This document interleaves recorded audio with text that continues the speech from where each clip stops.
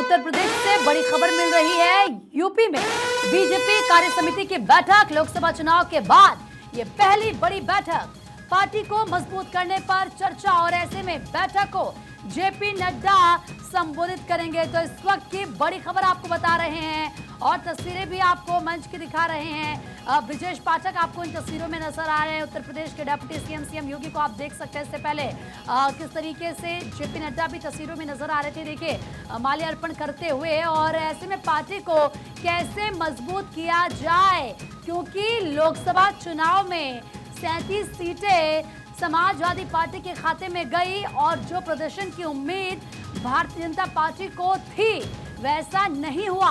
अब ऐसे में आज जेपी नड्डा जब इस बैठक को संबोधित करेंगे अब से थोड़ी देर में, तो क्या कुछ उनकी तरफ से कहा जाता है। बीजेपी कार्य समिति की यह बैठक है और ये बैठक काफी ज्यादा अहम मानी जा रही है। तो बड़ी खबर इस वक्त की आपको बता रहे हैं। इससे पहले भी लगातार आप जानते हैं कि बातचीत की जा रही थी कि जल्द इस तरह की बड़ी बैठक होगी जिसमें ये तय किया जाएगा, ये समीक्षा की जाएगी कि आखिर क्या वजह रही, कहां पर कमी रही और जो उम्मीद थी वैसा प्रदर्शन क्यों नहीं हुआ। अब इसको लेकर आप देखिए, ये बीजेपी कार्य समिति की बैठक है और इस बैठक में क्या कुछ कहते हैं जेपी नड्डा, ये सुनना उतना ही ज्यादा अहम होगा। सीएम योगी आपको नजर आ रहे हैं, तमाम जो भारतीय जनता पार्टी के कार्यकर्ता हैं वो भी तस्वीरों में आपको नजर आ रहे होंगे, जो लीडर्स हैं उनको भी बुलाया गया है। तो ये लखनऊ में पार्टी की प्रदेश कार्य समिति की बड़ी बैठक, जिसको लेकर तैयारियां काफी समय से की जा रही थी। पार्टी को कैसे करना है मजबूत, कैसे इसको लेकर रणनीति तय हो, ये लगातार तैयारियां की जा रही थी। और ऐसे में सीएम, डिप्टी सीएम आपको इन तस्वीरों में नजर आ रहे हैं, जेपी नड्डा आपको नजर आ रहे हैं। ये तस्वीरें आपकी टीवी स्क्रीन पर। अब जाहिर सी बात है, तमाम वो कार्यकर्ता हैं जो जमीनी स्तर पर काम करते हैं, जो लोगों के बीच जाते हैं और कैसा फीडबैक है पार्टी के विधायकों का, सांसदों का, जो काम उनकी तरफ से किए जा रहे हैं, क्या जनता उनसे खुश है या नहीं, या फिर क्या कुछ चल रहा है जनता के मन में।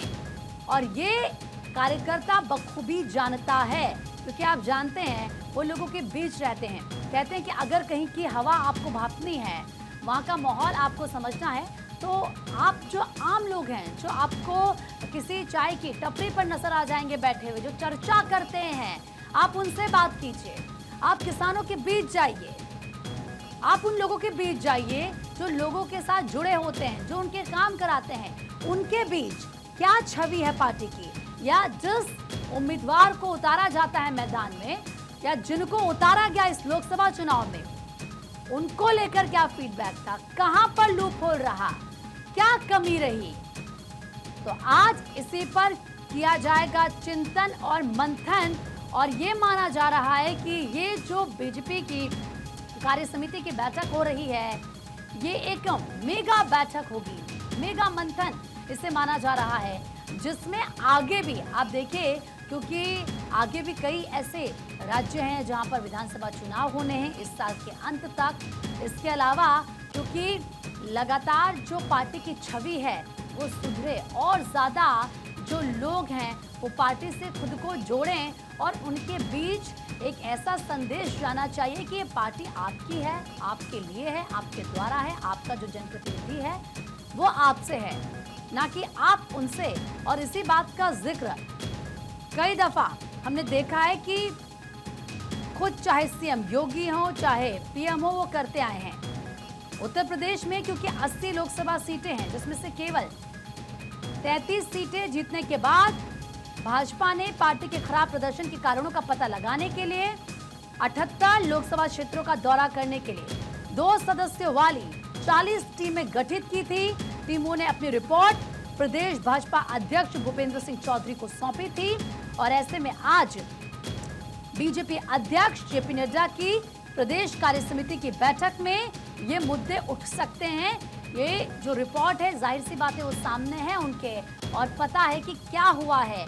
और भारतीय जनता पार्टी हमेशा पार्टी को मजबूत करने पर विश्वास रखती है और ये मानती है तभी होता है जब आम जनता के बीच जो उस पार्टी का नेता है या जो जनप्रतिनिधि है उसकी छवि साफ सुथरी हो, मजबूत हो। आपको इससे पहले याद होगा कि जो भाजपा के राष्ट्रीय महासचिव है संगठन बीएल संतोष, वो भी 6-7 जुलाई को 2 दिवसीय दौरे पर प्रदेश की राजनीति में थे, यानी कि लखनऊ में थे। लगातार काफी लंबे समय से मंथन का दौर उत्तर प्रदेश को लेकर चल रहा है और ऐसे में बीएल संतोष ने उत्तर प्रदेश के मुख्यमंत्री योगी आदित्यनाथ, डिप्टी सीएम केशव प्रसाद मौर्य और ब्रजेश पाठक के साथ पार्टी के क्षेत्रीय प्रमुखों से मुलाकात की थी, फीडबैक उनसे लिया। हालांकि इस दौरान उन्होंने लोकसभा चुनाव और इस वर्ष के अंत में होने वाले 10 विधानसभा सीटों के उपचुनाव में राज्य की पार्टी के प्रदर्शन सहित कई मुद्दों पर भी चर्चा की थी। और अगर 7 राज्यों की 13 विधानसभा सीटों की बात करें जिसके नतीजे कल ही आए हैं, तो बीजेपी को जोर का झटका लगा है। 13 सीटों में से सिर्फ 2 सीटें गई हैं भारतीय जनता पार्टी के खाते में। इससे पहले इन 13 सीटों में से 3 सीटें थी बीजेपी के पास, लेकिन इस बार एक सीट खिसक गई बीजेपी के पास से। और अब ये मंथन का दौर शुरू हो चुका है कि भाई क्या कमी है, क्यों ऐसा हो रहा है, या वो कौन सा लूप होल है जिस पर काम करना होगा।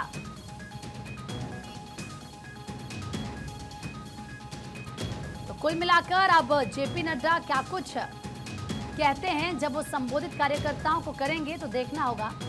अवनीश विद्यार्थी इस वक्त हमारे सहयोगी जुड़ चुके हैं हमारे साथ। अवनीश, बैठक को लेकर क्या बड़ी जानकारी मिल पा रही है? हालांकि तस्वीरें दर्शकों को दिखा रहे हैं। आज क्या कुछ अपने संबोधन में जेपी नड्डा कह सकते हैं और केंद्र बिंदु इस बैठक के क्या रहने वाले हैं?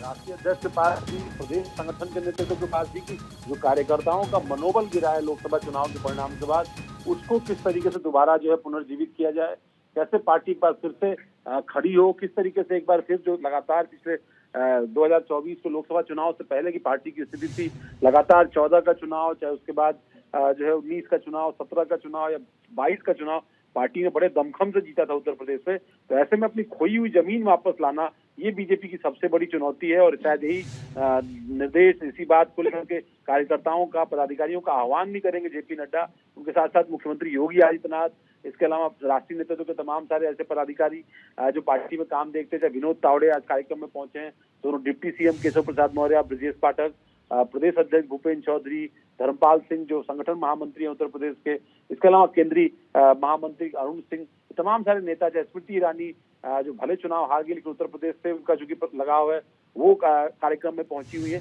तमाम नेताओं का अलग अलग तरीके से जो है उद्बोधन सुनने को मिलेगा। राजनीतिक प्रस्ताव के साथ साथ जो कार्यक्रम है आगामी, उनकी रूपरेखा पार्टी सामने रखेगी। पार्टी के सामने बड़ी चुनौती है। कुछ ही दिनों में उत्तर प्रदेश के अंदर 10 विधानसभा सीटों पर उपचुनाव होने हैं और वहां पार्टी की अग्नि परीक्षा है। पार्टी के प्रदेश नेतृत्व की भी अग्नि परीक्षा है, पार्टी की सरकार की भी अग्नि परीक्षा। और ऐसे में बहुत सारे बदलावों को लेकर के भी जो अटकलें लगाई जा रही है, उनको भी कहीं ना कहीं एक दिशा जो है वो इस बैठक में मिल पाएगी। जी अवनीश, अगर बड़े बदलाव का जिक्र करें, जैसे कि आपने भी कहा, और जाहिर सी बात है जो प्रदर्शन भारतीय जनता पार्टी का इस लोकसभा चुनाव में रहा है, उत्तर प्रदेश को लेकर अगर हम बातचीत करें तो जाहिर सी बात है चिंता का विषय है पार्टी के लिए। लेकिन क्या बड़े बदलाव माने जा रहे हैं जो देखने के लिए मिल सकते हैं? देखिए, पार्टी को जो चुनौती मिली वो जातिगत समीकरणों पर मिली। आरक्षण और जिस तरीके से जातिगत जनगणना का मुद्दा हो या इस तरह के मुद्दों ने पार्टी को नुकसान पहुंचाया। संविधान का मुद्दा हो, नुकसान पहुंचाया। जो उम्मीदवार थे उनके प्रति नाराजगी, तो कई सारे ऐसे एजेंडे इसमें, जैसे बाहर से आए हुए जो दावेदार हैं पार्टी के अंदर, जो बाहर से दूसरे दलों से आते हैं, उनको लेकर भी एक नकारात्मक रुख कार्यकर्ताओं का देखने को मिला। इसके अलावा किस तरीके से जो है कार्यकर्ताओं को आगे बढ़ाया जाए, उनका सरकारी समायोजन, सरकारी या संगठन के काम काज में किस तरीके से किया जाए, इन सब चीजों पर फोकस रहेगा। सबसे बड़ी बात यही है कि दोबारा मोराल बूस्टअप करना पड़ेगा पार्टी लीडरशिप को, और शायद इसी बात की कोशिश आज दिन भर में होगी। ठीक है, बिल्कुल। अवनीश, आप बने रहिए हमारे साथ। इस वक्त आशुतोष मिश्रा हमारे सहयोगी भी हमारे साथ जुड़ चुके हैं ज्यादा बातचीत के लिए। आशुतोष, बैठक को लेकर क्या कुछ अंदर से जानकारी निकल कर आ रही है सामने? देखिए, कार्य समिति की बैठक शुरू हो गई है। अभी थोड़ी देर पहले प्रदेश अध्यक्ष भूपेंद्र चौधरी का संबोधन चल रहा था। इसके अलावा चौधरी का संबोधन चल रहा था। इसके अलावा चूंकि लोकसभा के चुनाव में जिस तरीके से पार्टी का ग्राफ गिरा है 2019 के मुकाबले 2024 में जो लोकसभा में सीटें कम आई हैं उसको लेकर भी आज इस कार्य समिति की बैठक में मंथन किया जाएगा। इसके अलावा चूंकि कल 13 सीटों के मतलब 7 राज्यों की 13 सीटों पर उपचुनाव हुए थे, उसमें भी बीजेपी को मात्र उसमें 2 सीटें मिली हैं, यानी कि लगातार पार्टी को झटके पर झटके लग रहे हैं। तो इस बात को भी इस कार्य समिति की बैठक में मंथन किया जाएगा अपने नेताओं के साथ और कार्यकर्ताओं के साथ कि कैसे आगामी चुनाव में पार्टी की स्थिति मजबूत हो सके, कैसे जनता के बीच जाकर पार्टी के जो नेता कार्यकर्ता हैं वो अपनी बात को रखें। इसके अलावा जो संविधान को लेकर विपक्षी दलों ने भ्रम फैलाया था उस पर भी मंथन किया जाएगा। इसके अलावा आने वाले समय में 10 सीटों पर उत्तर प्रदेश में लोकसभा के उपचुनाव होने हैं, उसको लेकर भी चर्चा की जा रही है। तो तमाम पार्टियों की जो नीतियां हैं, कैसे आगे की कार्य योजना को तैयार किया जा सके, इस पर भी चर्चा हो रही है। इसके अलावा चूंकि सोशल मीडिया का भी लगातार पार्टी का ग्राफ गिर रहा है, तो सोशल मीडिया का भी प्रस्ताव आज रखा जाएगा। उसको लेकर भी कार्यकर्ता और नेताओं के बीच कहा जाएगा कि कैसे सोशल मीडिया पर फोकस किया जा सके। सोशल मीडिया क्योंकि आज के दौर में बहुत बड़ी और अहम भूमिका निभाता है किसी की भी छवि बनाने और बिगाड़ने में, तो जाहिर सी बात है उसकी भूमिका को समझा जा सकता है। लेकिन आशुतोष एक बात और बताइए, क्योंकि जिस तरीके का प्रदर्शन बीजेपी का रहा है, चाहे हम लोकसभा चुनाव की बात कर लीजिए खासतौर पर उत्तर प्रदेश में, इसके अलावा आपने भी ये जिक्र किया कि 7 राज्यों की 13 जो विधानसभा सीटों पर उपचुनाव हुआ, पहले तो बीजेपी के पास 3 सीटें थी, वो भी कम हो गई, इस बार 2 ही बची हैं, तो जोर का झटका तो वहां पर भी लगा है। तो क्या ऐसे में हो सकता है कि कोई बड़ी जिम्मेदारी किसी दूसरे चेहरे को दी जाए, मतलब बदलाव भी देखने के लिए मिल सकता है? देखिए, निश्चित रूप से जैसे ही उत्तर प्रदेश के अभी आने वाले जो लोकसभा चुनाव हुए थे उसमें बीजेपी की कम सीटें आई हैं, उसके बाद से लगातार संगठन से लेकर सरकार तक के पदाधिकारियों का, मंत्रियों का मंथन चल रहा है। तमाम समीक्षाएं बैठक हो रही हैं। बीजेपी ने टास्क फोर्स भी बनाया था, वो भी रिपोर्ट आज रखी जाएगी। तो इस तरीके से पार्टी लगातार इस पर विचार विमर्श कर रही थी कि आखिरकार इतनी बड़ी चूक कहाँ पर हुई जिस वजह से पार्टी का ग्राफ गिरा है। और कल उपचुनाव के जो 13 सीटों के नतीजे आए हैं, उसके बाद पार्टी को मात्र 2 सीटें मिली, यानी कि एक कम और हो गई उसमें।